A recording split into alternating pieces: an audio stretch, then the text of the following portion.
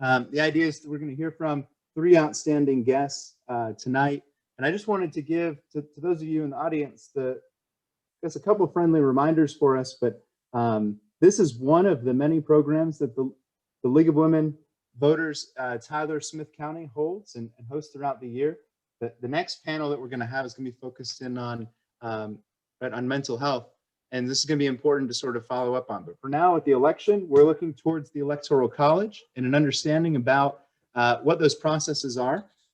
Also, the idea for our mission with voting, the idea is in Texas, right? Our early voting starts in Smith County and the rest of the state on Tuesday.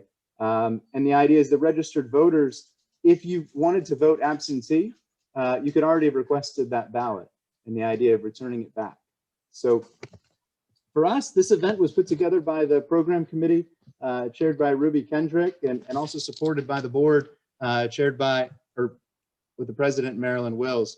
And tonight, one of the things I'd like for you to do is, if you have a couple people who want to ask questions, ask those into the chat. It could be to everyone, or go ahead and, I think that would be the best, but also you could ask that question privately to myself or to Katie Owens, or, it says Katie Chase in this case, and we can go ahead and watch for those. We're going to save the questions until the end. That way we can ask them one-to-one of our panelists. And I'd like to then sort of give a brief introduction of our three guests in the great panel who are all visiting us from Zoom, from Washington, D.C., Houston, Texas, and Dallas, Texas. So first, Jasmine Crockett will speak, and she's won the Democratic primary runoff in July, in this case by 900 votes, beating the incumbent. The idea was there's not a Republican challenger, and this is a really unique part for her, that she's going to be joining the state legislature in January. And I have to say, this would be my own point of personal privilege, but the two of my great friends live in that district and are thrilled that she was elected. And so I think that they wanted me to share that with you. And so in this case, the idea is we've heard a lot in the past year about that district. That's the district that now Mayor of Dallas, Eric Johnson, had represented, so why that was open. I think in this case, Jasmine has a great career of being a civil rights attorney representing families into the Dallas and Fort Worth area. And I know, looking back into her biography, there's some clear lines towards East Texas, which I think is great, and maybe she can share with us as well. In this case, also want to introduce the Professor Karen O'Connor. She's the Jonathan Helfet Distinguished Professor of Political Science. She also founded the Women in Politics Institute at American University. Big thing for us when we see this is that you could think of us, the author of the best-selling American Politics textbook that we have for students. Also think of us of a very big deal in our community. She was the past president of the Southern Political Science Association. And the one part I had not realized until looking through the bio of a documentarian, in this case, she made a movie about the story of the Equal Rights Amendment. And third, Jeronimo Cortina joins us tonight from the University of Houston.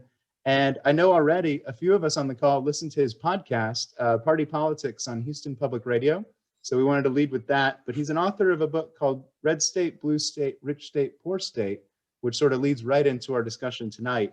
And most recently has written articles about some of the really important questions that face Texas and how how we work on our elections, but also how Texas policy things that happen here reflect our national politics. So with those, we really want to get started. I'll kind of give a little bit of a transition, but we brought this together when the program committee was talking about what to talk about with the 2020 election. We thought the Electoral College is perfect. It's something that I didn't really understand, actually, I think until after finishing undergrad, maybe more clearly through graduate school. And that's interesting to me because I had three really great experiences with the Electoral College. One being in high school, after final exams were over, I snuck into the state capitol on a Monday to see the Electoral College vote, see if anybody had the courage, or I'd say courage, but I was tied up in the 2000 election in Florida. What was it like to be in Electoral College, and would anybody vote, for my moment, I thought, against the governor's brother? I'll now learn a little bit more of the rules that being an elector in the Electoral College is a really serious issue, right? And there are also slates of electors that people choose beforehand. They have rules and laws that tie them for who they're going to vote for, which gives us as voters a lot more say. Second, after I finished my PhD at the University of Georgia, I lived in the 2nd District of Maine. So at a college called Bates College, but that's unique, and you'll hear about it on election night because Maine separates their Electoral College votes. And so if you win a congressional district, that means Joe Biden could win one of the districts, right? Or not necessarily the whole state. And that's a really interesting way for us to think about this, how this works nationally compared to where Texas is winner take all. And then finally, that part for us was voting in Texas in 2016. I saw how important and powerful a state could be, right, for the fact that it has 38 electors. And so when we think of this in history, there are a lot of questions when we tie and look at this for the census as it continues for the next couple of weeks, that people are focused in on not just how many congressmen we could have, but how many votes we might have in that Electoral College next time. So as we get started, and again, I know I will ask the first question to Jasmine, since we know in this case the Electoral College has 538 Electoral College votes. All the states plus DC have their representation. But from us, Jasmine, we're thinking about the census and where it's continuing, the movement of where the date might have ended from, I guess now I think it's going till October 31st, but how is the census count now differed from the past? And what are the implications for our state here in Texas? Thank you so much, first of all, for having me. I'm so excited. I love League of Women Voters. You guys seem to have chapters everywhere, at least in the state of Texas, I know for sure. And just one matter that I need to correct, that is that they call me the comeback kid because I won by 90 votes and not 900. Oh, and sorry. so I like to make sure everyone knows that, because there's definitely people that feel like their vote doesn't count. And so now I am the poster child for every single vote counts. But no, you're absolutely right. So it's interesting. I was in Austin 2 weeks ago, and we were talking about the growth specifically that the DM or the DFW has experienced. And I have been thinking about the congressional level, but also I've been thinking about money. Right now, as you can understand, we're all operating in somewhat of a deficit because we are in an economic downturn. And my district is quite impoverished. And so we've already had schools that were closing pre-pandemic. And so the last thing that I needed to happen was we end up with this great undercount. And so this affects how many resources we have when it comes to our education for our kids. It affects what we're looking at as far as monies and healthcare, and making sure that we're apportioning the right monies for various areas. And so in the midst of a pandemic where we see the have and the have not divide growing even wider, it's really important that we get counted. Sadly enough, it feels even more difficult to get counted. And so I've been pushing and I've been doing giveaways, but it affects whether or not we're going to actually have more representation in DC. And I absolutely anticipate we will. But one of the things I hadn't really thought very much about, because I've been focused more so on making sure that we got adequate resources, was the fact that in certain areas, so what we're seeing is that the urban areas in Texas are actually growing larger. And our rural areas, there's been a bit of migration from rural to more urban. In addition to the issues that we're having with climate change, we're seeing where people say that live in portions of Louisiana are saying, I'm tired of this, and they're migrating. So we're seeing all these things happen at one time, and it's really important that we get an accurate count, because for instance, we just had the terrible storm in Louisiana, Well, what happened is we had a lot of people come to Texas, but if those people end up staying in Texas and we don't account for them, then what's going to happen is we're going to be short on dollars that we really need to be able to adequately take care of our areas. So that's just one of the big things. And obviously representation is another big one. So I'll stop so you can move on to the next person. Thank you. I mean, it is important to remember that the census is tied to lots of issues for us. And I know overall, right, the biggest question at times is making sure that we all feel comfortable completing that census and knowing where it's happening, because Texas is a place that is known in some cases to have an undercount of what our population is. And so the other thing I think that jumps to this, and maybe my transition that I want to use from Jasmine to Karen, is this thought about, Louisiana. I mean, the change had recently happened from state to state. Early projections are that Texas, because of our rising population, might gain 3 new congressional seats. And Louisiana is almost the only place in the South that has recently lost a congressional seat. Right? Most places in the South are growing, and that helps us at times when we think of also how, almost transitioning now, how presidents are going to look at campaigning. So from this, Karen, how is it happening that we're going to look at the census and sort of reapportion those congressional seats that later become part of our count in the Electoral College? As I mentioned, we're gaining population, but who might be losing? Well, actually, there are quite a few losers. Texas, who always does everything big, is the only state projected to get an additional 3 members of Congress. Texas and the states that are getting 1 additional representative are basically getting all of those representatives from the Northeast and the Midwest. When I was in college, I worked for a congressman who represented New York in the 45th district. There are now only 27 districts in New York, and after the census, there will only be 26. New York has actually lost at least 1 seat for the last 80 years, or last 8 censuses. And after the 1980 census, it lost 5 seats. What we're seeing, obviously, is Texas, as Jasmine properly pointed out, is the growth in around large cities as people are moving away from rural areas. So a state like Alabama, which is one of the few states in the South that is not gaining a representative, it's losing one, it doesn't have a big central city to draw people into it.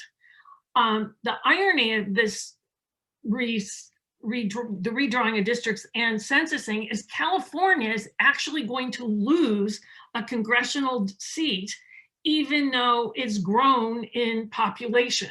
In order to get a new seat, you have to be above about a 3% growth in population. So the idea that California, with an increase of 5% in its population, is actually going to lose a state, to me, is fairly interesting.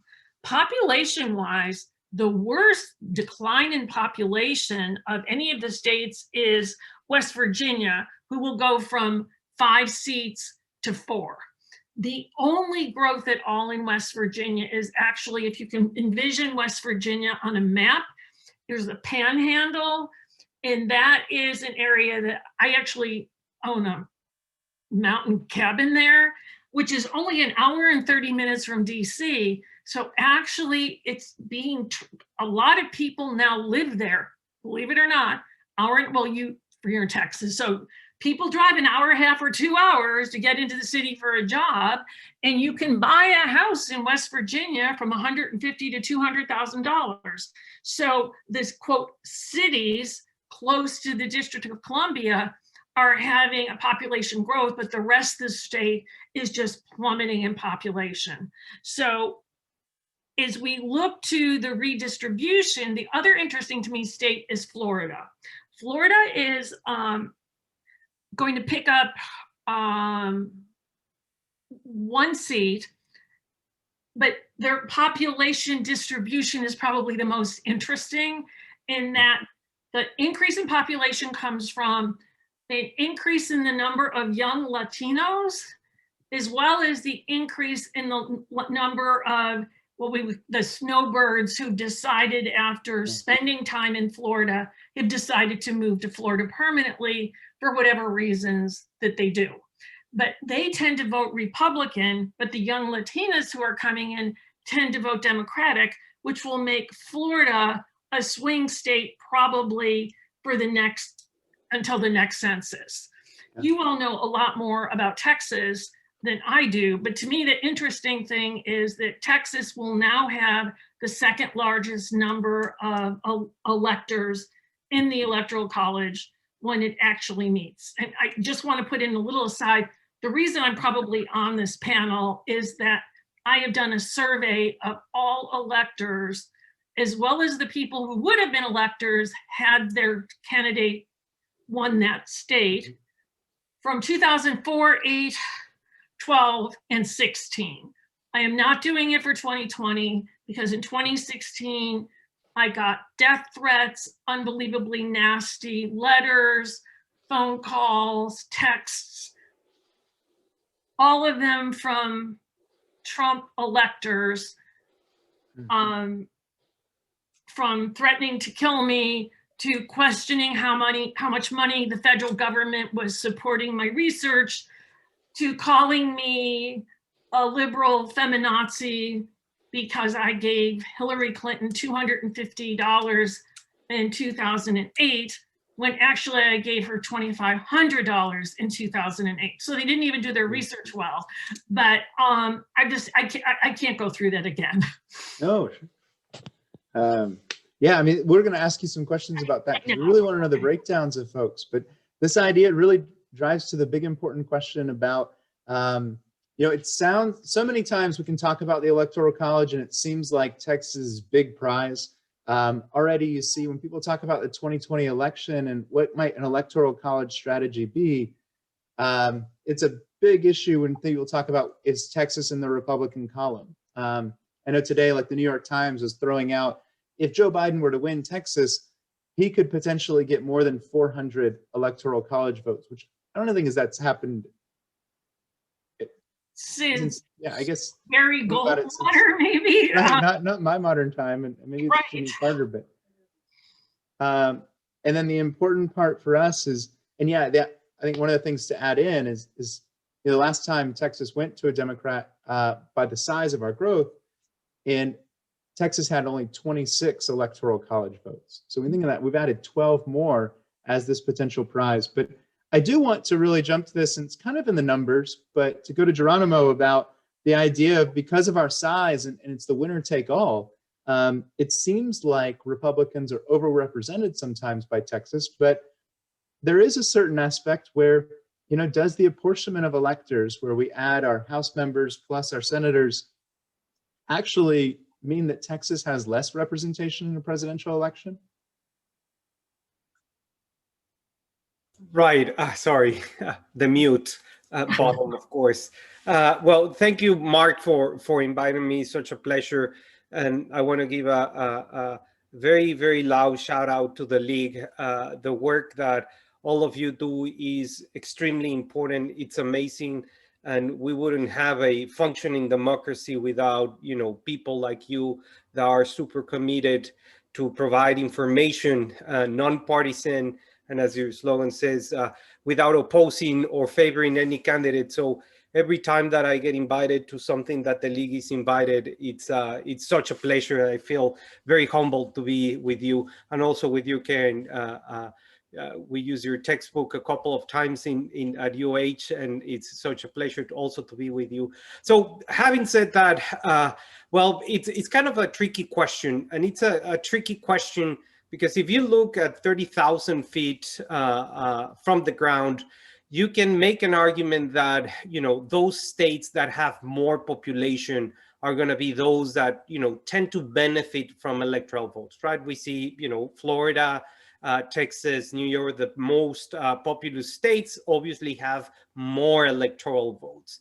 But then the question, right? The question is, are we represented equally between, those states like Wyoming that doesn't have a lot of population and Texas?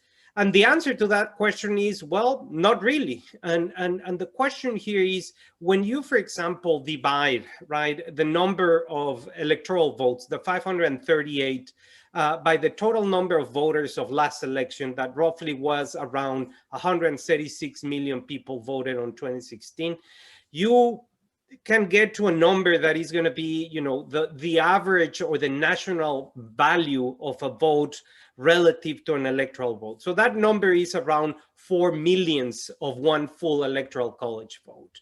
So then if you tried, for example, to find what is the relative weight, right, how much each vote is worth in a particular state, if you divide the number of electoral votes of a particular state by the number of ballots and then divide it again by this national average, you get something very interesting. And that something very interesting is that, states like Wyoming get a total weight of around 3, right?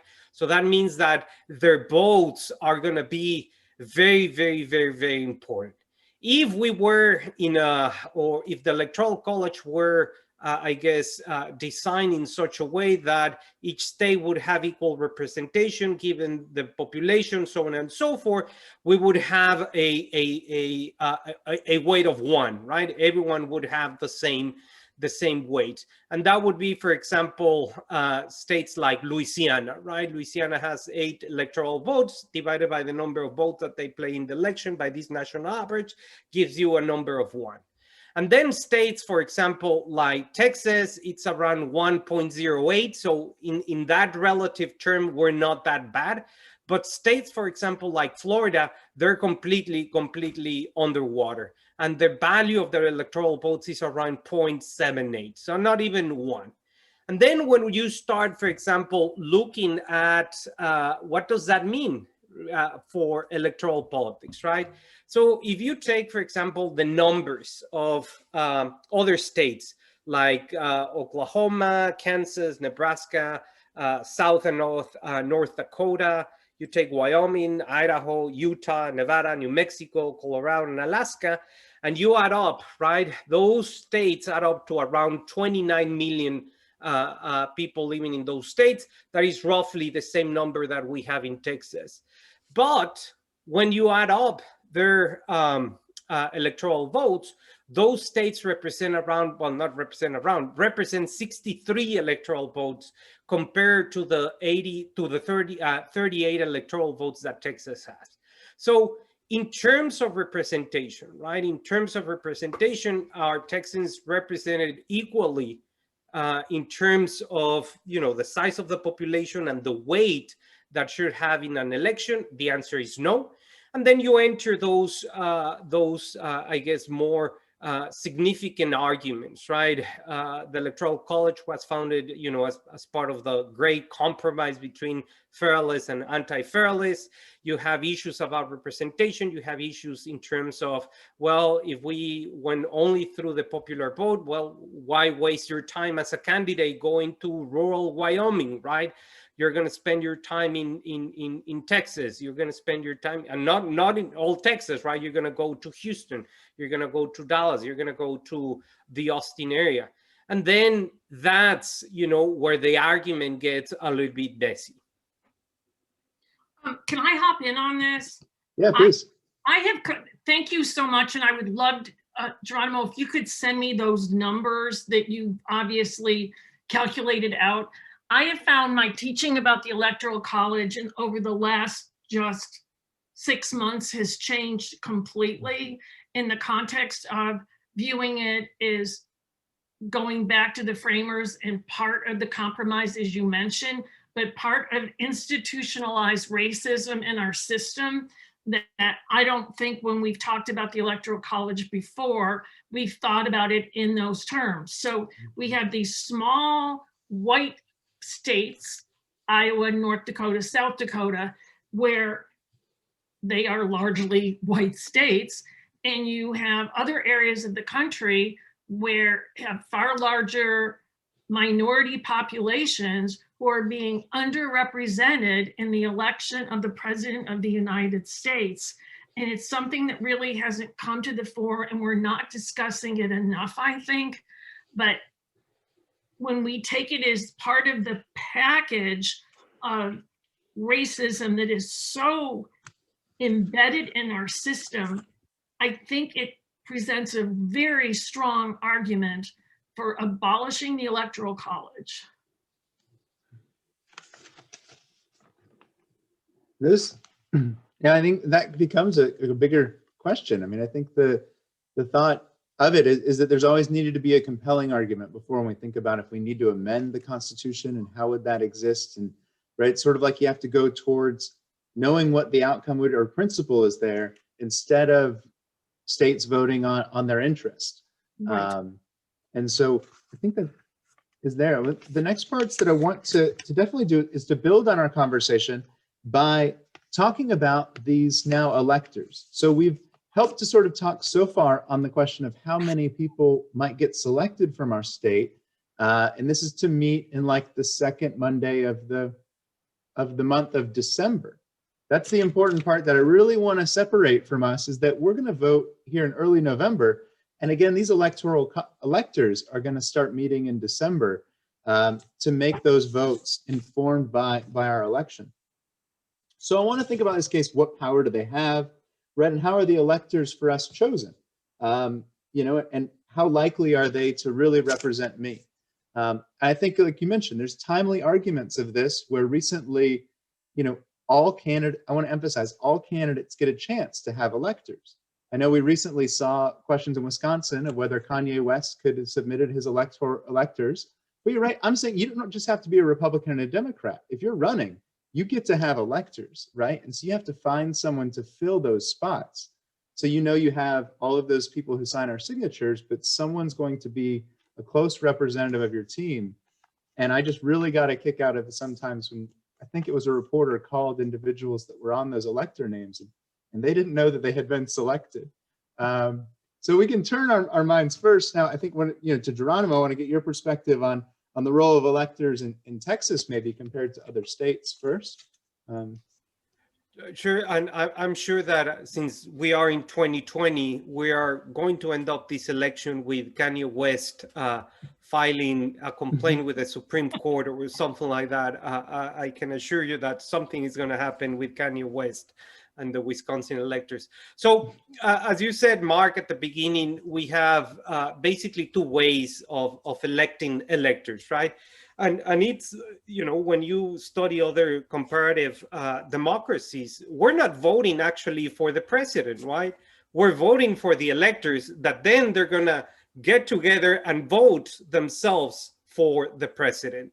So in reality, right, we're voting for a group of people that no one knows, and that they're going to be casting their vote, as you said, in mid-December, in I think the 14th of December, for the vote for president and the whole procedure. But there's two ways by which these group of people are elected.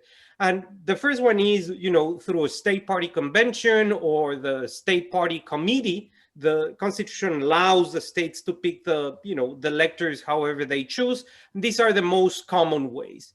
And there's two systems. One is the winner takes all, and that's in 48 states. Basically, whoever gets the most number of popular votes or the highest percentage of popular votes in these 48 states, those electoral votes go to the winner. So if a Republican, in this case, if President Trump gets the state popular vote on November 3rd, and he gets, you know, the 29 votes of Florida or the 38 votes from Texas, and the other way around for Joe Biden.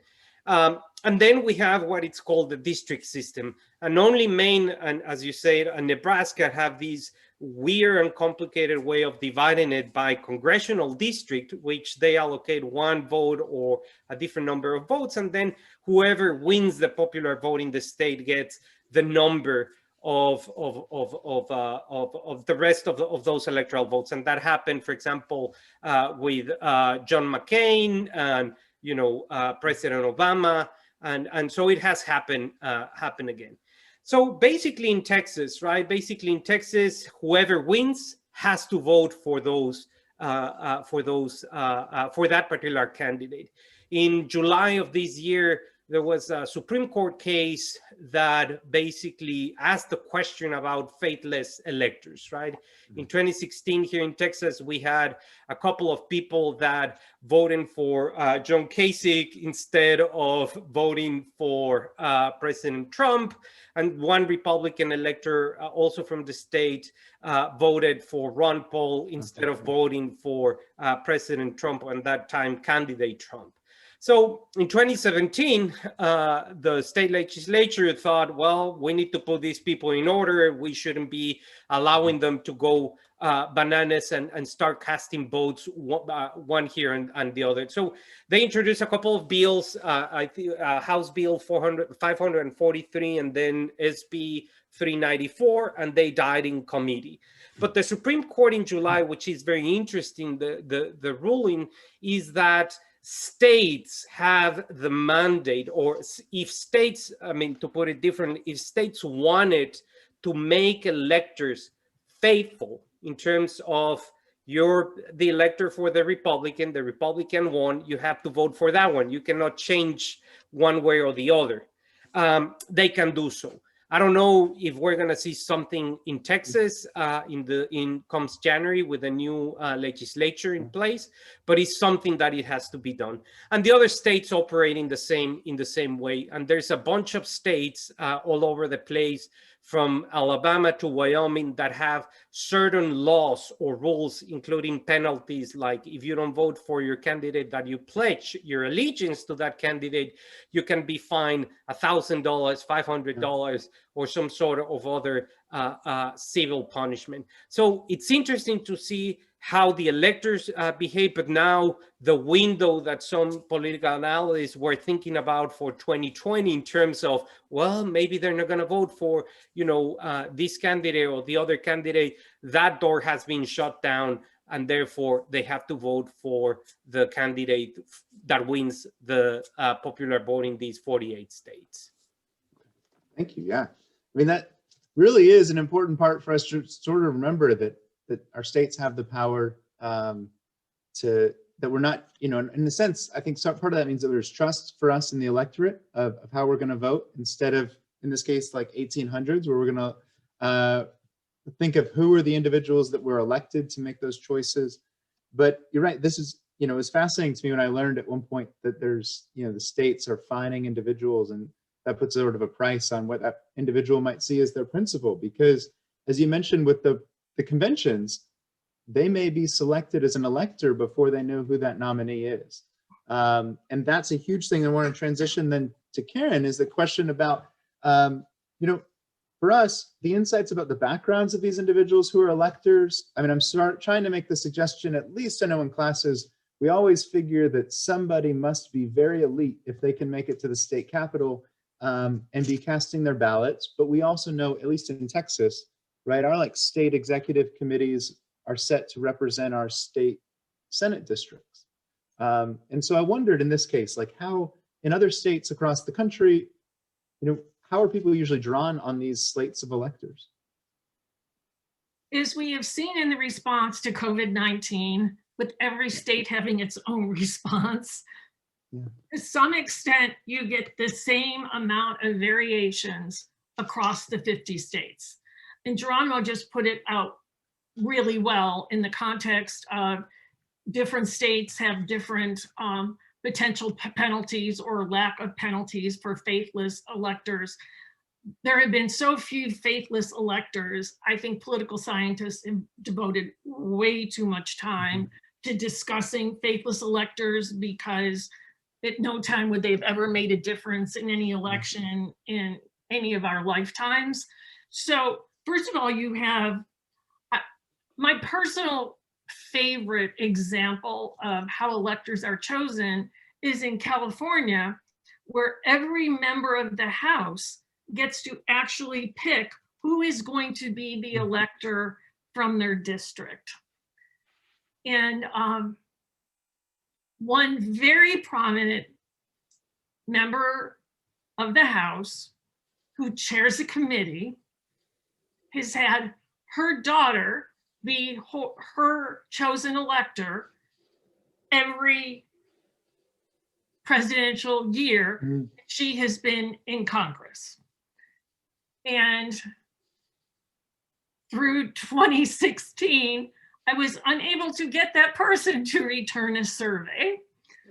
And I happened to be at a reception that Nancy Pelosi was throwing for women, and went up to that woman member of Congress to say that this is totally inappropriate, but can you make your daughter return a survey for me? And she turned to me and said, well, I promise you I'll have her do it. Just give my chief of staff your card. And by the end of the week, I had a return survey from that daughter whose mom was a member of Congress. A lot of the electors are people who have done a lot of political party work. The women in particular have no interest in ever running for political office, but really enjoy party politics. Just like we see in studies of voters, the women who are electors assess their political knowledge is being statistically significantly less than that of male electors. Although the average age of electors is in their 50s, there are the people who I ended up talking to the most were the elderly. And I'm talking literally lonely people who had at one time been very involved in party politics, but were no longer. One woman from Arizona contacted me because she was very upset because she was a Kasich person before the primary in Arizona, and then was going to have to and ultimately did cast her ballot for Donald Trump, who she thought was an obnoxious sexist pig in her words, but true to the party rules, she had to cast her ballot. I knew that this woman was on oxygen. I was having a really hard time getting the rest of the electors because Republicans, I would say at least 15% of the Republicans who I sent surveys to sent back a letter with a survey filled out or not filled out with a snotty response about how I was a liberal Northeastern feminist trying to destroy Donald Trump. There was nothing in this survey that indicated my preference for a candidate at all. This particular woman reached out to all the other electors and got all of them to fill it out. But she really wanted to talk to somebody.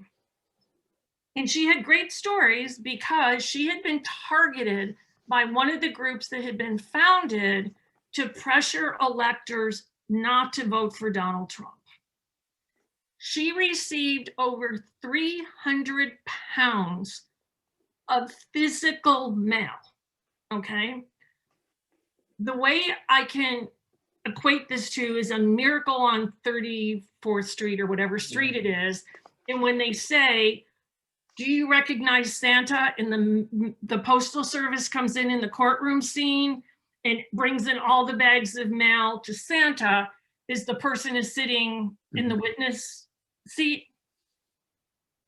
The Postal Service had gathered in a room, piled up to the ceiling, bags of mail that were sent to this poor woman on oxygen from people urging her to vote for Hillary Clinton. And they had American flags, and they had her in her wheelchair and her oxygen. And I ended up getting several photos like that. Okay. And none of those people felt that they could choose, but this was the first, since having done this since 2004, that there was this kind of a concerted effort where literally hundreds of thousands of letters were sent to electors, mostly via print mail because it's harder to get their email addresses, but they really felt like they were under constant assault. Wow. And then you get, as I said, there appear to be a lot of men over 80 who are electors in states like Alabama, Wyoming, Montana, where they go into town maybe once a month and wanted to talk to somebody on the phone. I know about people's World War II experiences. I mean, it's one of those things. One person sent me a really long letter about why he wouldn't fill out somebody that was such a liberal Yankee. And he was 92 years old and he was a practicing attorney. And he said, and I work 6 days a week. So I called him on a Saturday at 9:30 in the morning. His secretary answered. He was too busy to talk to me. I said, well, can you tell him that I've been married not once, but twice to a person who went to University of Georgia, person went to University of Louisville. I taught at Emory for 18 years. I have a daughter that was born and raised in Atlanta, Georgia. And I had something else, okay? I said, so and I was a delegate to the Republican National Convention. Yeah, okay. And I said, so he really needs to like take back his judgments on people. That was the only one of the nasty letters that I interacted with. We also found that there was a big difference in the numbers of women versus men in the Republican Party versus the Democratic Party. Okay, yeah. I mean, overall, the number of women electors pretty much mirrored the number of women in elected to Congress. Okay. But again, when we break it out by party, women made up about 45% of the electors of the Democratic Party and down into the high 20s of the Republican Party. So it's not surprising then that you see fewer women running, because at every point in time when you've got a system that most of these people are actually being selected at state party conventions, they're being told just by the, how it looks, that the party really isn't welcoming them. I mean, when we talk about what the Republican Party is trying to do to get women more engaged, one of the easiest things that they could do is just the visuals of it and make them electors. I mean, it doesn't cost anything. So they clearly haven't caught on to that. I'm assuming that these electors will, we didn't see any significant difference in electors over 04 to 16, other than the market increase in the nastiness. We had the same amount of responses. We had about a 37% overall response rate, which I was fairly happy with, but that entailed sometimes reaching out and doing 4 mailings. This was an extraordinarily expensive and labor-intensive project, because between the stamps and the return stamps and all the other kinds of things, it's putting it together is a hot mess. But the electors are basically reflective of the political party. So I think that is what is interesting, but it is party activists. And I think if we still did surveys of the delegates to conventions, I think they would be very similar. But we stopped surveying convention delegates in about 1996, because there became more and more delegates, it became more difficult for political scientists to be able to effectively look at them. But if you look back to the last time that they were surveyed, these electors look a lot like those same party activists. Okay.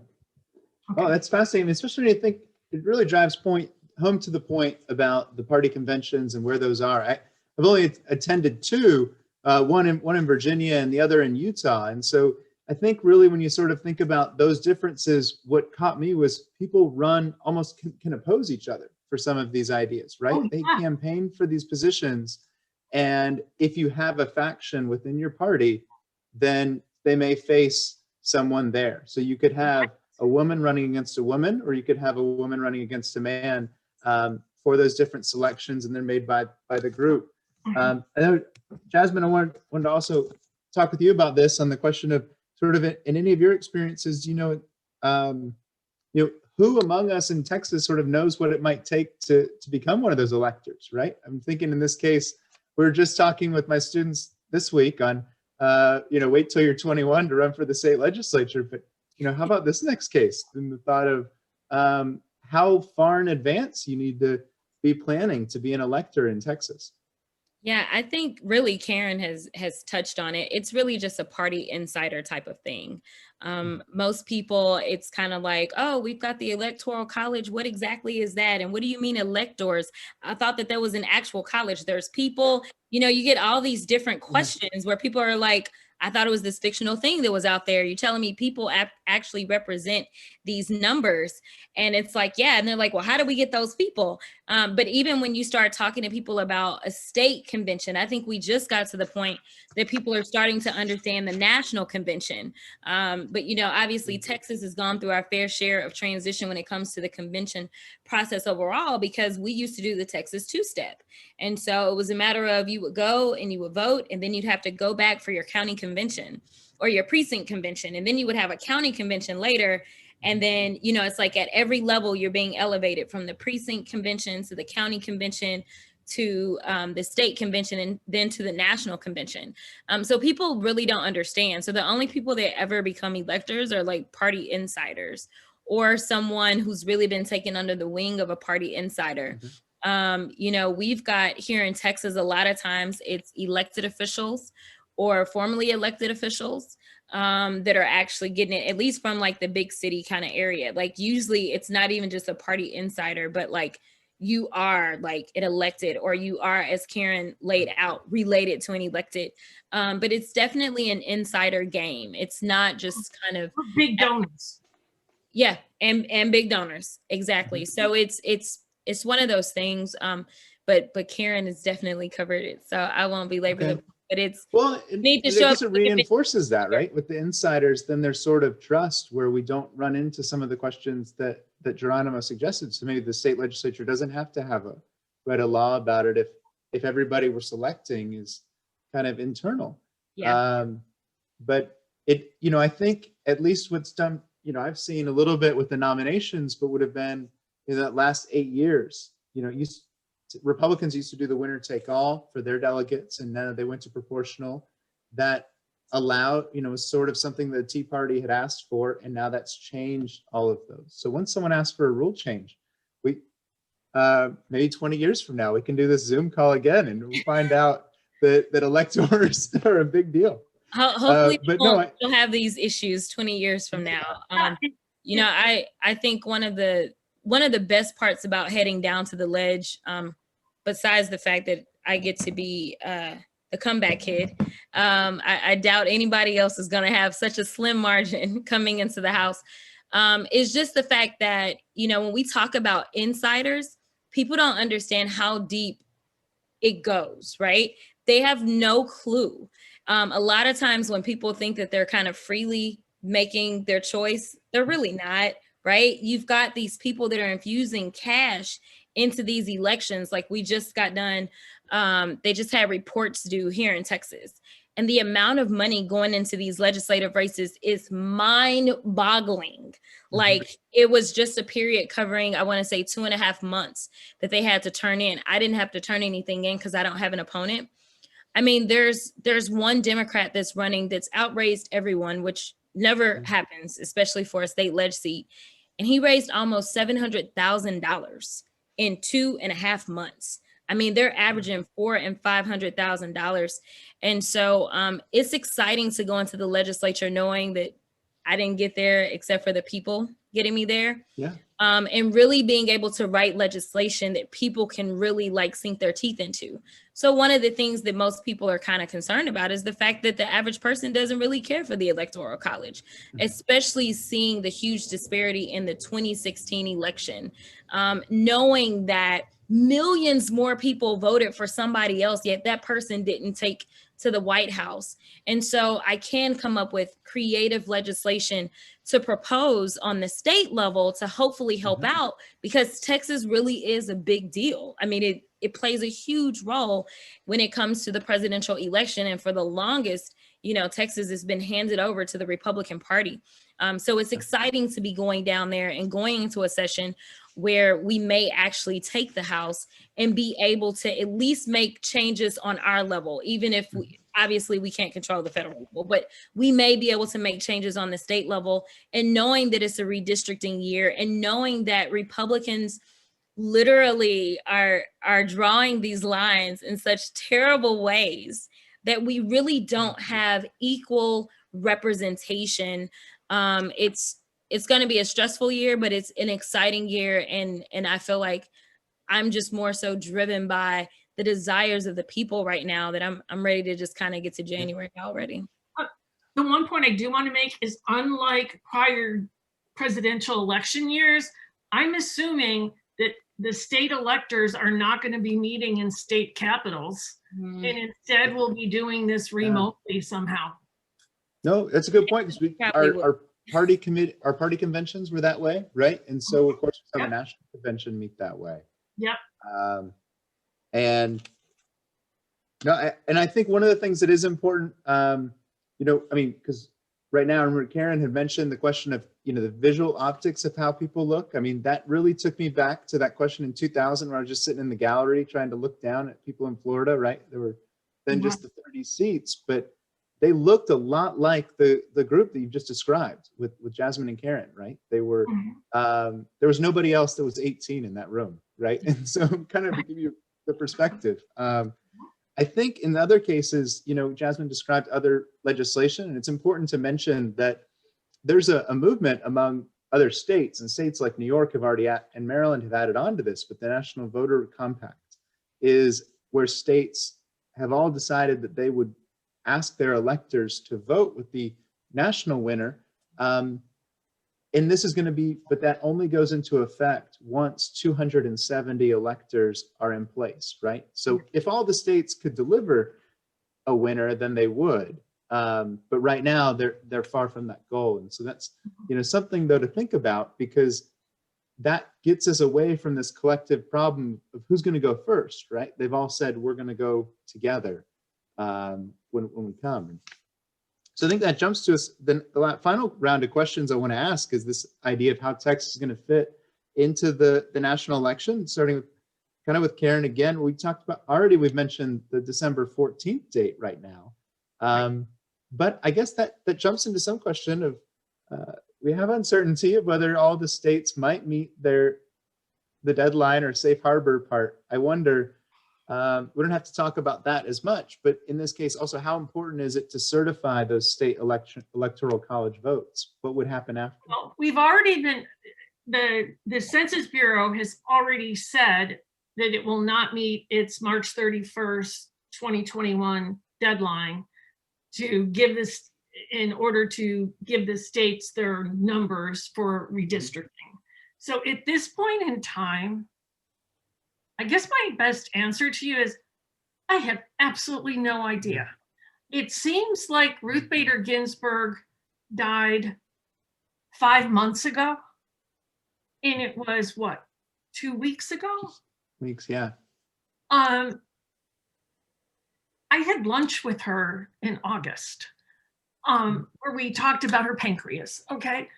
It seems like so much is happening every day in changing the rules that we have. I would see no reason why something couldn't be fashioned that all of the electors we find some way for the electors to meet and certify that they are casting their ballot for whoever wins Texas or any other state. Yeah. The interesting thing is, that vote gets sent to an office in the Archivist of the United States, and it is transmitted right now by US mails. And right now, we're wondering how long it's going to take for things to get from the US mails to someplace else.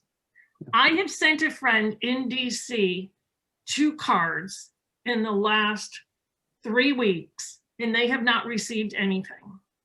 The mail in the District of Columbia is notoriously horrible, but from all 50 states, they have to send a certification card to the archivist's office, who then transmits them to the House and Senate, where the final voting takes, the reading of the numbers takes place on January 9th. I worry more about how they're actually going to get transmitted. And I haven't heard anybody worrying about any of that, because as somebody who's trying to update an American government book for the 2020 election, 2000 was horrible because we went to December 9th not knowing who the president was. And I suggested a sticker, put it on the book, who says, if you don't know who the president is, you shouldn't be in this class, because whatever. I could envision so many different scenarios where on the day that the electors are supposed to vote, that some presidential campaign will be in federal court saying that the votes were not properly counted. And that's like a topic beyond the scope of this particular panel, but it will definitely affect who are the electors who are going to be casting their ballots. And I see a real likelihood for some litigation. In my other hat, I'm a lawyer and I'm admitted in Georgia, and I'm one of the people that you can call if you're at the polling place and they're not accepting your ballot. Throughout the country, there are lawyers mobilized in almost every precinct in the country who are available to handle on-the-spot questions. So we're already expecting problems with the election. The president is sowing the seeds of saying the election is illegitimate. And if it's a close election, I have no idea what happens to the Electoral College in their ability to actually meet. Because I could see the president's legal team going in and trying to prevent those votes from happening in December. Yeah, it's just, I mean, I think that's right. It comes so much to, if it's close, it catches our attention. If it's not, then, all of this thing, once someone passes 270, then all the other votes don't, they can come in whenever they want. But and I totally hope this does not happen. We could have one of our candidates might be deceased before the election. I mean, it's an absolutely horrible thought, and it's something none of us want. But no one expected the president to get the virus. And we don't know how his long-term health, only we're not even looking at long-term, we're looking at what 30-day health is going to look going forward. And it does remember that in this case, we've also mentioned before, right, how decentralized everything is. And so, each state is going to make the choice the way that state wants to. And so you could definitely even imagine, where Karen described before, all the mail that the electors get. And so the next, really, I want to, we're starting to talk about competitive elections, and want to ask the comeback kid this idea, though, is Texas going to be a battleground? Are we going to have a potential here where, I'm trying to think, it might not be Brian Williams anymore, right? Is Lester Holt at 7 p.m. just going to call Texas and say we're done? Or are we going to hang on for a little bit? Thinking of how Texas goes. Yeah. So I think Texas is a battleground in some respects. I am a bit of a realist. And so I don't think we're going to flip Texas. I don't think this is our year. That is not to discourage anyone from going out and voting, hopefully blue, right? But, you know, the deal is we should be getting closer and closer and closer. Yeah. When we look at the demographics in our state has demographics that look more like a democratic type of state, right? But Texas is notorious for voter suppression. Like, we are like the king of voter suppression. So anything that we can do to make sure that minorities' votes aren't cast, to make sure that the voices of those that are in a lower socioeconomic class are not participating. You know, to be someone who was out there knocking doors, and my district is 40% Black, 40% Hispanic, and 20% Caucasian. It is frustrating to see the fear that those that are from a Hispanic background have about interacting with government at all. And so I'm curious to see how that's going to translate. It either was making people fearful, or they were like, no, I've got to make sure that I show up and I've got to vote, say, for my cousin who can't vote. So we did see it seemingly like a younger Hispanic generation, and some of them were bringing their parents like, no, we're going to go vote. And so on my team is very diverse, and we would be out there poll greeting in a pandemic. Very interesting times, because nobody can tell you how to campaign in a pandemic, right? But, you know, we were masked up, and I had, you know, people on my team that were Spanish speakers that could talk to them, and they didn't even know. There were people that were showing up thinking they were about to vote for president. They just did not want to miss that election, right? They were like, there's an election. I don't know what all is on there. And we were able to win some of those voters over. So I think that there is an uprising, especially with the protest. In the midst of the protest, we registered approximately 400 people that were in my House district alone during the protest. So this is a huge number, kind of, considering, right? So I think that there is a different demographic that is going to make it a priority to show up and vote. I still don't think that there's enough of them to actually flip our state, but there's enough of them to the extent that we can have a state house that's not so lopsided, right?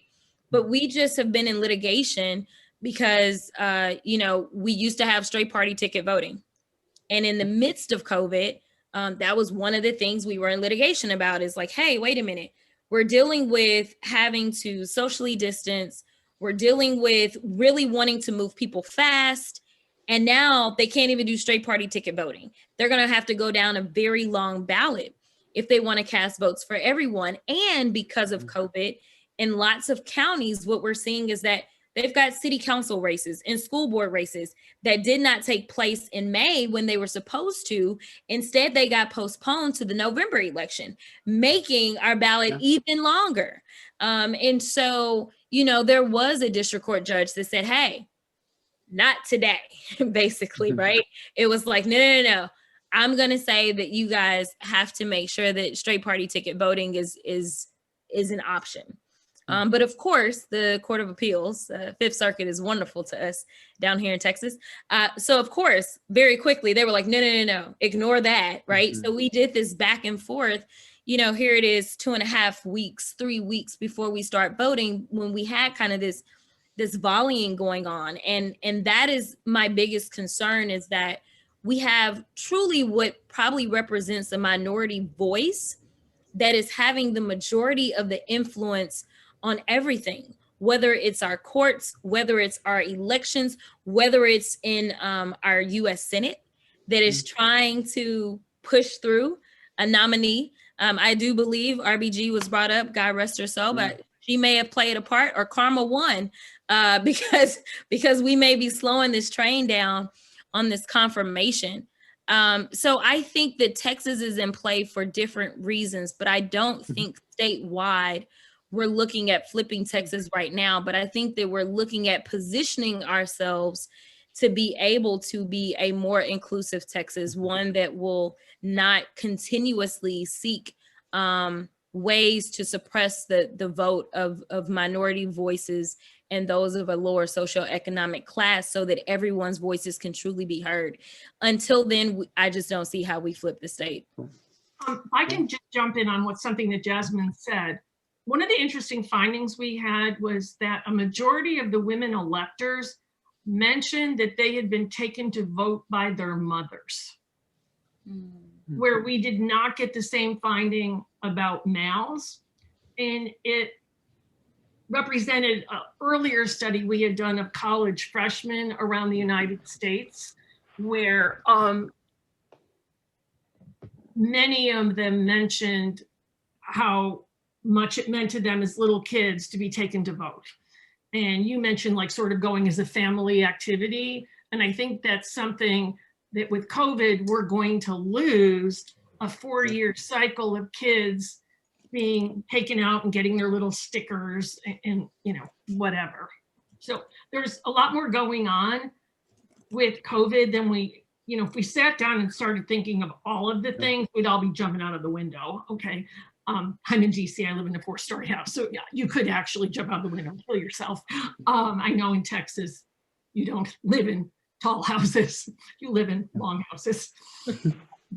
No, you're right. I mean, this is, I think one of the things that's important where you just mentioned too, if we took a long view of what's happened over the coronavirus. I mean, Jasmine mentioned voter registration and Karen just said, you know, we don't know the effect of it, but you know, the Texas Tribune had done an interesting article where they described that voter registration is down in Texas 24% right now compared to the expected increases that we had month to month in 2016.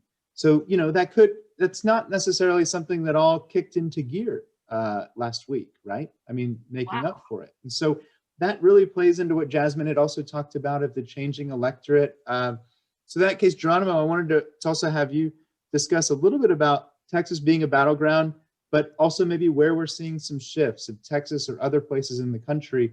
The person I sort of want to channel here would be, I go to a conference, it's at the Citadel, but it brings in, so Susan McManus comes and she tells about everybody to remember, Florida is actually the youngest state, right? We think of them as always being older, but it's really changing in its demographics, much like Texas is in different spots. Mark, but the growth of our families, you know. I do have to tell you that when my daughter was 4, Susan bought her a University of Georgia cheerleader outfit. So this is how small the political science world is, okay? Yeah. Right. Well, I mean, I think, well, first of all, Jasmine, one of the closest races also was back in 2002, Patrick Rose versus Rick Green. It was a monumental race. I think that they did even a documentary.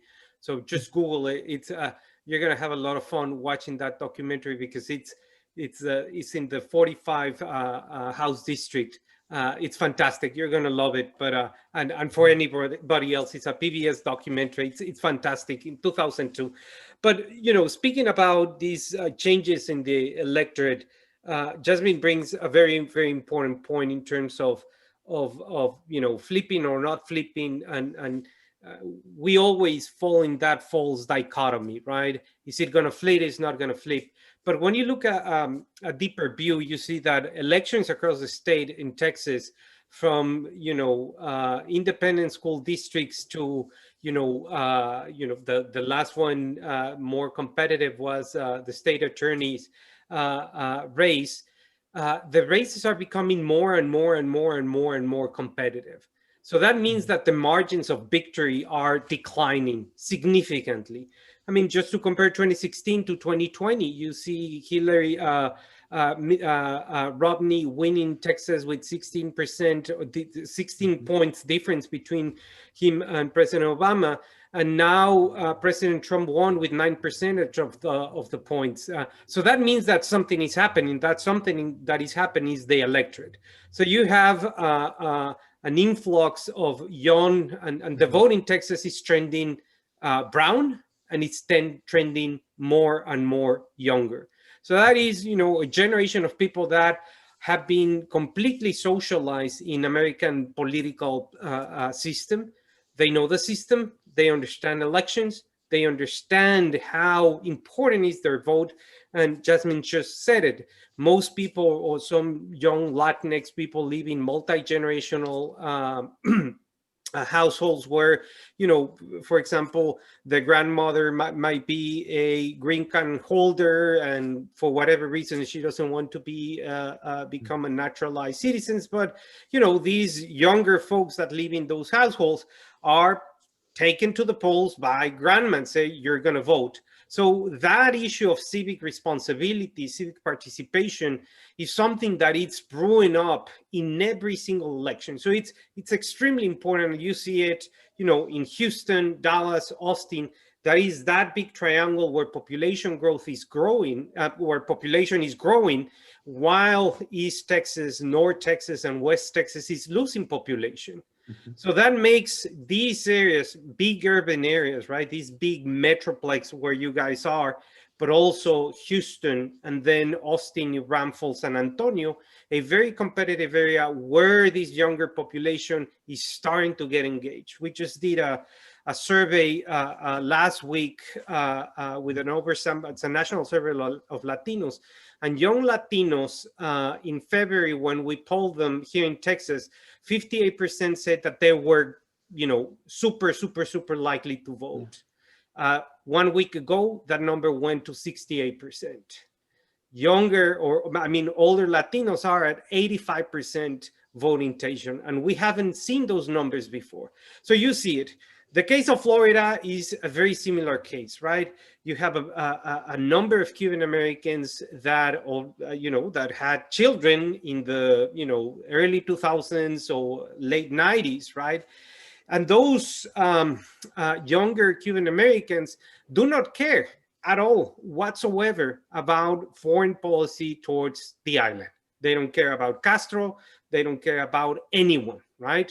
You have that generation that it's worried about paying for school, sending their kids to college, paying the mortgage, so on and so forth.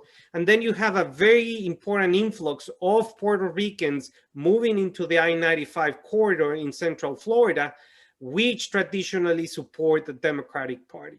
On the other hand, you have now a very important influx of Venezuelan Americans that tend to support, on the other hand, for example, in this case, the Republican Party for their stance towards Venezuela. But we have to see it's a very marginal group in terms of numbers, not comparable to Puerto Ricans and not comparable to Cuban Americans.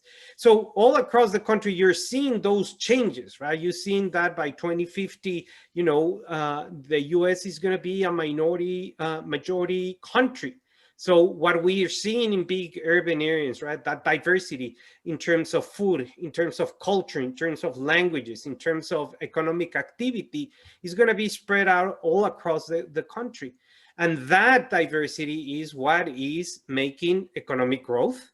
That diversity is what's making us, having better research ideas, better investment in new technology, so on and so forth. And we see it in Texas. The areas that grow significantly are the areas that tend to be more diverse. We see it in the Houston metro area. We see it in Dallas. We see it also in Austin area. So the final point is that even if Texas is not flipped or not, it's extremely competitive. And that level of competition can flip, for example, the House, right? Last time Democrats picked 12 seats, this time can be 9. And if they win the House, then redistricting, right? The redistricting is going to be on their lap. And that's going to have very important consequence. Historically, Texas has been a one-party system within the state of Texas.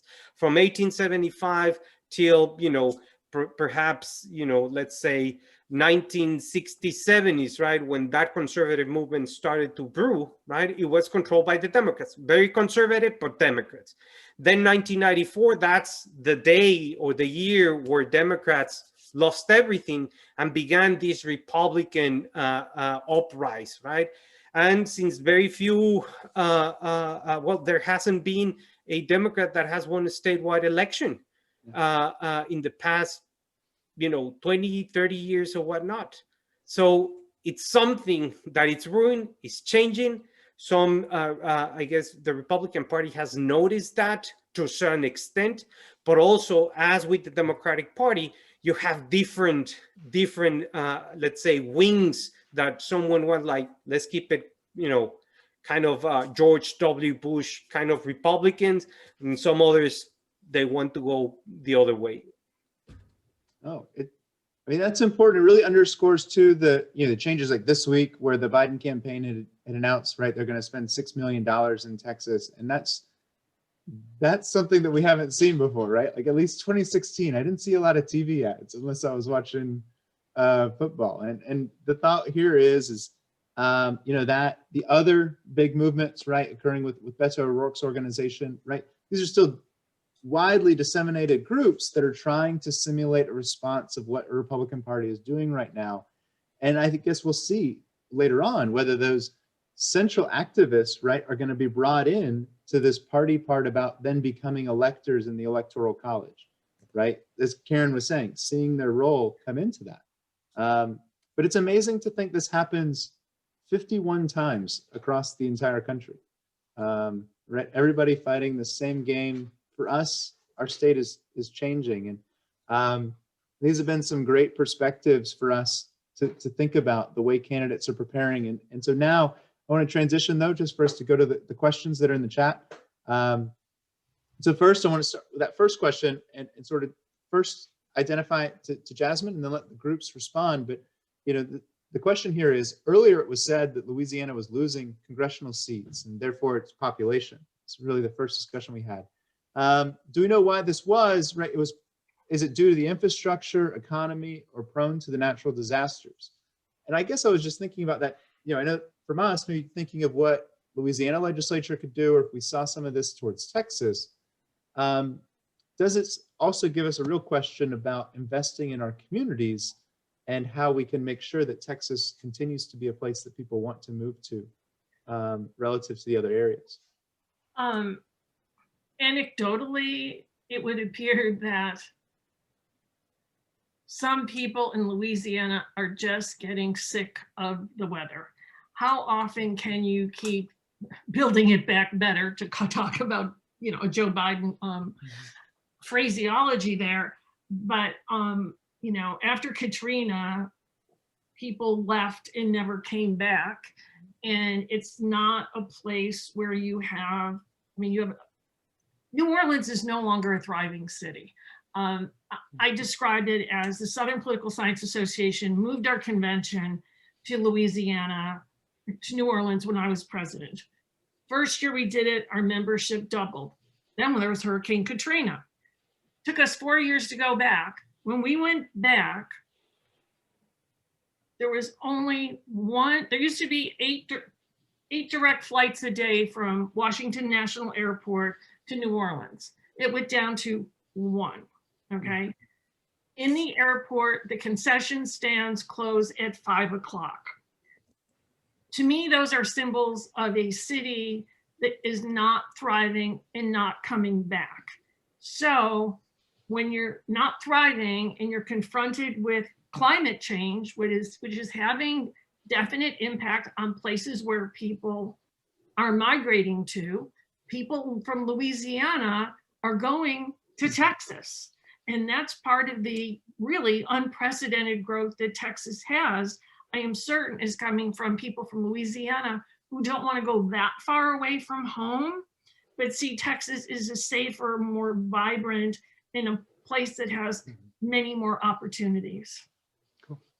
Yeah, I'm gonna have to agree with that. I think, a lot of times we try to look at things in a vacuum, and really it's hard to really look at anything in a vacuum. So when you asked about if it's because it's prone to natural disaster, well, yeah, it is prone to natural disaster, which definitely affects the economic opportunities. So it all kind of works together. And so, until we kind of get back on track and we start to realize that science is a real thing, and that climate change is really happening, and we start cracking down, we're going to continue to see, New Orleans is a city that sits below sea level as it is. So, I don't know that it was necessarily the best place to build in the first place, right? But it's only been amplified to the next level of problematic, so to speak, with everything else that's going on. And when you look at it, one of my biggest concerns, and you know, when you're running for office, you want to definitely make sure you get to the individuals, because individuals cast votes. But since I've been elected, kind of whatever, official on November 3rd, that's what we'll say. Yeah. But since I've been elected, I've spent my time with my small businesses, because, you know, small businesses, they're not necessarily like my voter, right? But they matter. They matter to the overall economy. And so what you're going to see is we're a country that's built on small businesses. And so you're talking about areas in Louisiana that are being pummeled. If it's not the natural disasters, it's the economic depression or recession or whatever it is that we're in. I don't think we really know at this point. And so you definitely have to think about how that affects it, because a lot of people think, you know, so long as we've got our big industry, we're okay. That's not true. You need the small restaurants, you need the small shops, you need those other services to kind of make up the totality of your economy. And it's harder for someone to survive some of the devastating losses that are being thrown their way because they weren't bailed out, because they weren't a big airline, or they weren't Ruth Chris, or they weren't the NBA, right? Like they did not get a bailout from the small business loan. It went to big business. It didn't go to small business. So I think a lot of that is going on. Texas has a long-standing tradition of really being business savvy, business friendly. As we've seen, even in the midst of the pandemic, Tesla is moving. We ended up getting Toyota. So we've actually had a lot of growth. I know that Karen brought up California. We've taken in a lot of California into Texas. One of the things that they say, I don't know if they say it a lot around there, but definitely in the DFW area, they say, don't California my Texas, because we have lots of people that are moving from California and Louisiana. So I think the combination is definitely causing for Texas to be positioned to where we should get more congressional seats. And when you talk about investing, I think for the average voter, they think, oh, this is our year. I don't, right?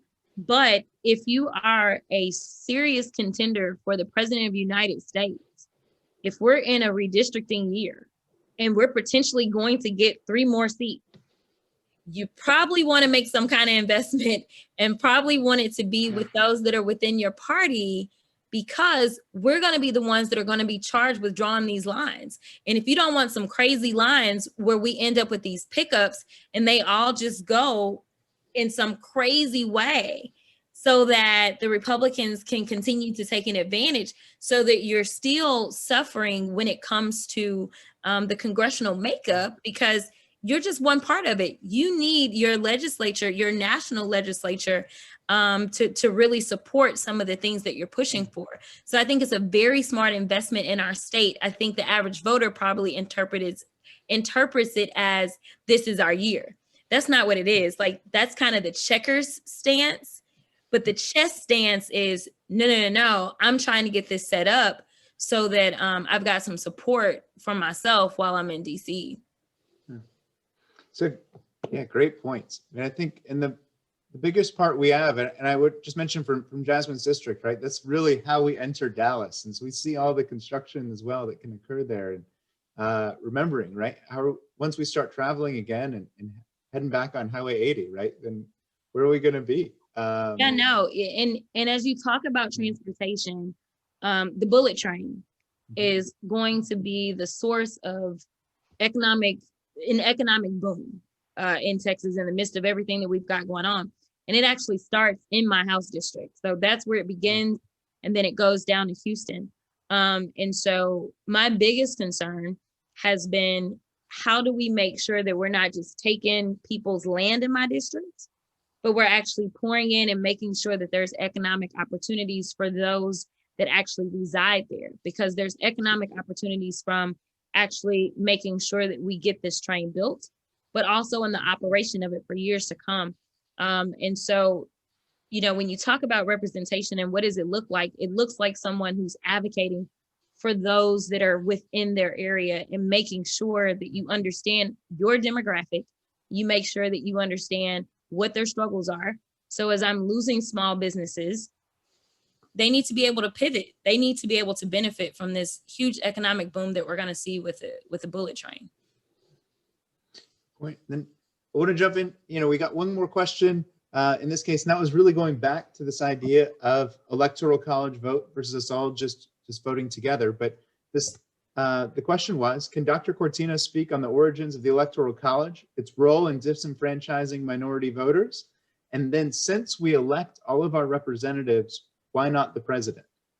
And it goes back to our discussion with federalism and those parts. But right. So that would take me like 2 weeks of class to explain it. But in a nutshell, I mean, I think that part of the great compromise between the Federalists and the Anti-Federalists was the Federalists basically wanted a solid, big national government. And that, were the biggest colonies, the most populous colonies. And then on the other hand, you have the Anti-Federalists that, were the small colonies that were afraid of the national government, especially after independence. They said, well, we already had a war of independence. We were against tyranny. We were against this monarchy. And now you're coming to me that you want a big national government. What's going on? So basically the big compromise says, okay, let's have this combination of, votes from from the popular vote that is going to elect these people, and then therefore we're going to elect that. But one of the most important contribution of the Anti-Federalists, I think, was the introduction of the Bill of Rights. And the introduction of the Bill of Rights gives individuals, right, those rights against a big government, those rights against, the national power. Also, obviously, we have this issue about, I don't know if the founders were thinking about, per se, trying to disenfranchise minority voters, per se. But over time, as the population started to grow, obviously, the abolition of slavery and so on and so forth, created this dual society in which, in many cases, we still live in that dual society. We see, that the number or the quality of opportunities that, some minority communities are not equal to the opportunities that other more affluent communities have. So in terms of voting, in terms of poll locations, in terms of waiting in line, you see significant differences between one neighborhood and another neighborhood, in which the only perhaps difference is the demographic characteristics of the voters.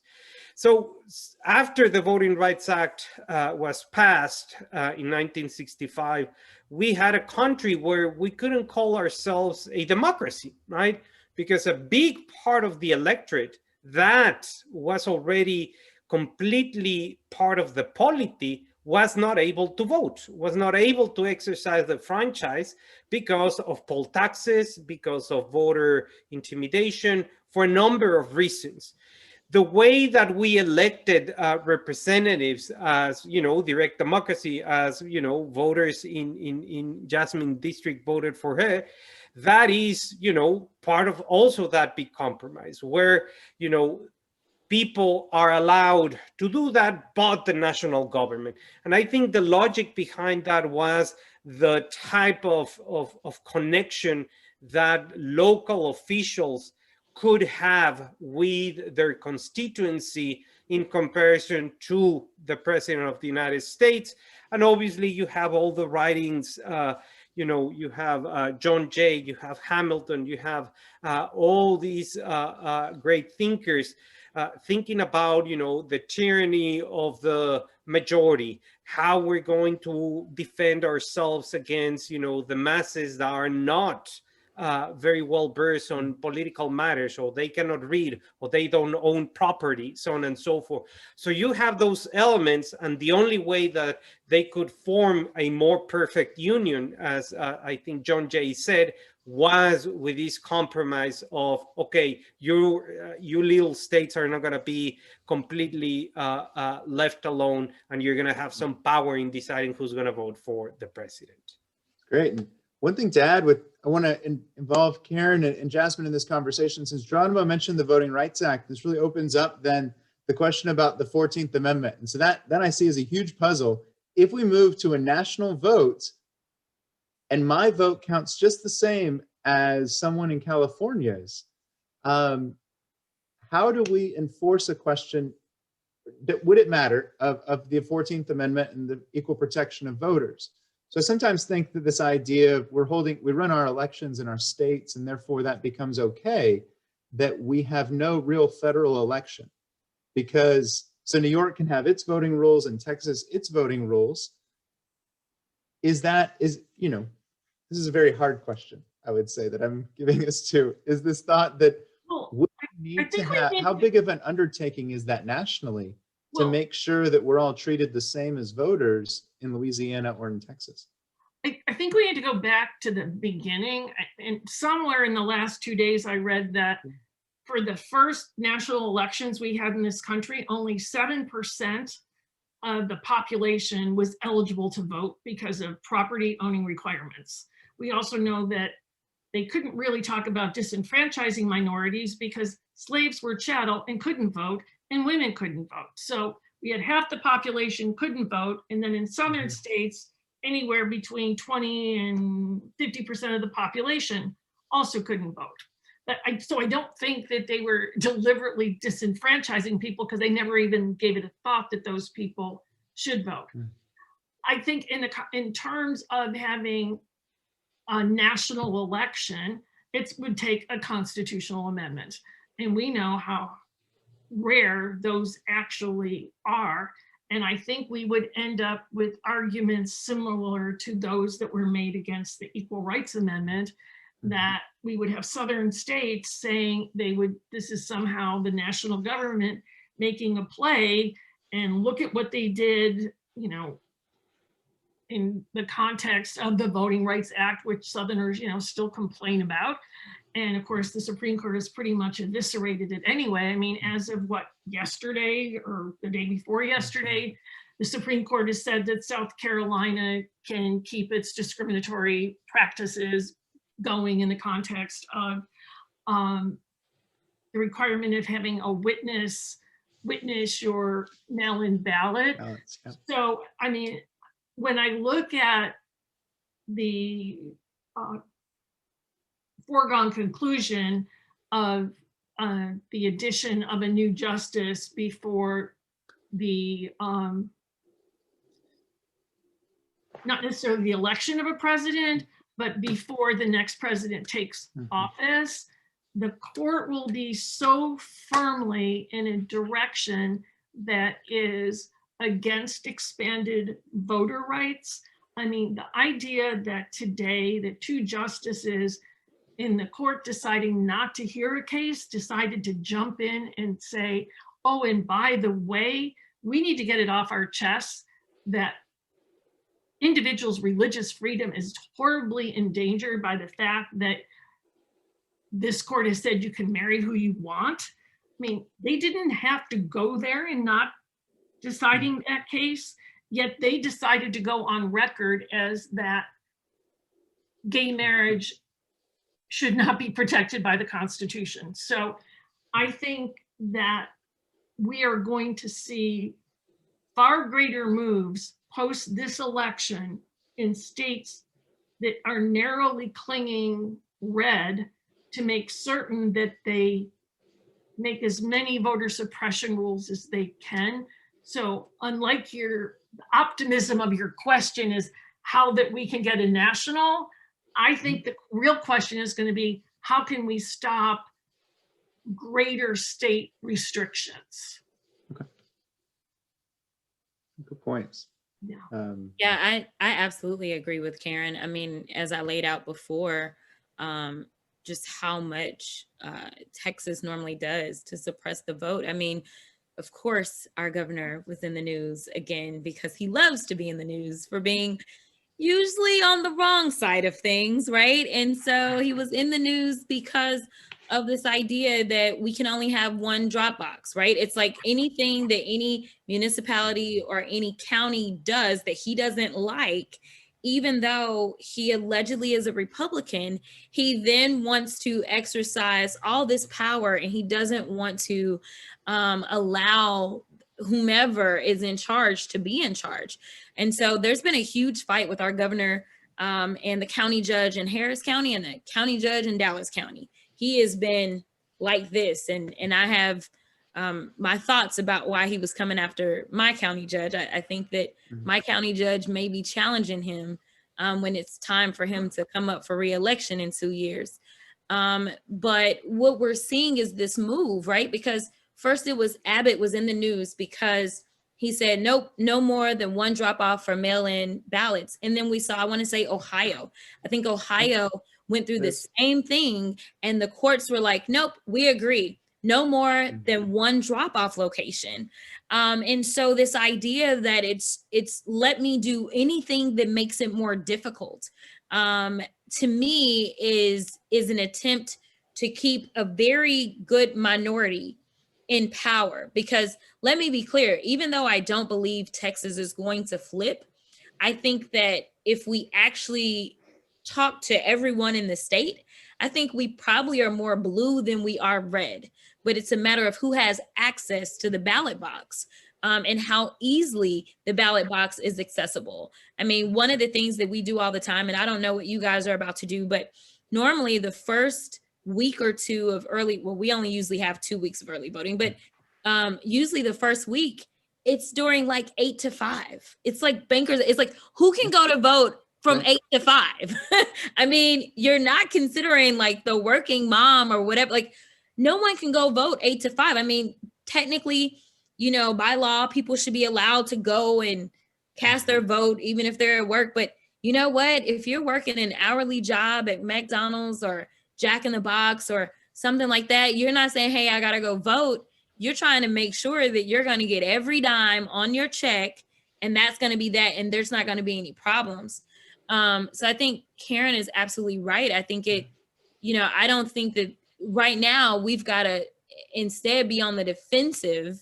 And once we kind of get off the defensive, we can move to progress. But, you know, do I think that we can get to the point that at least we're not seeing things so lopsided? I don't know if we'll get to the point that it's a national vote, but, you know, what we saw in 2016 was completely lopsided. It was millions of votes. It's not like a couple of votes. It was millions of votes for one other candidate, and then that candidate lost. So I think that there are things that we can do to make it to where it's not so dramatic, but right now it's time to play defense. Okay, well, we've had a great discussion tonight, and thank you. I wanted, as Jasmine had pointed out, right, in Smith County, our early voting does go 8 to 5 in the first week, and then we go 8 to 7, so you get the extra hours in the second week.